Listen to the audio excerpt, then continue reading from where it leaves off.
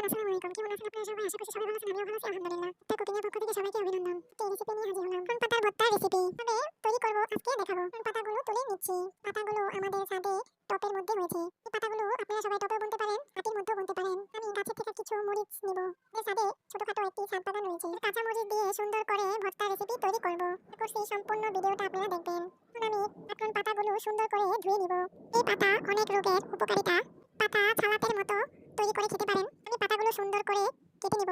আমি কিছু পেঁয়াজ কুচি নিয়েছি, কিছু কাঁচামরিচ কুচি নিয়েছি। এটা আপনাদের নিজেদের মতো খেতে পারেন। পরিমাণ মতো লবণ দিয়েছি। সুন্দর করে পেঁয়াজ মরিচ মাখিয়ে নিব। পাতাগুলো সালাদের মতো বানিয়েও খেতে পারেন, এমনকি সিদ্ধ করে তা তৈরি করেও খেতে পারেন। পাতা রস করেও খেতে পারেন। যাদের ডায়াবেটিস আছে তারাও খেতে পারেন। পাতার নানা ধরনের উপকারিতা আছে। সম্পূর্ণ ভিডিওটা দেখার জন্য সবাইকে ধন্যবাদ। দেখতে পাচ্ছেন খুবই সহজে কাটন পাতা তৈরি করে নিয়েছি। পরিমাণ মতো সরিষার তেল দিয়েছি।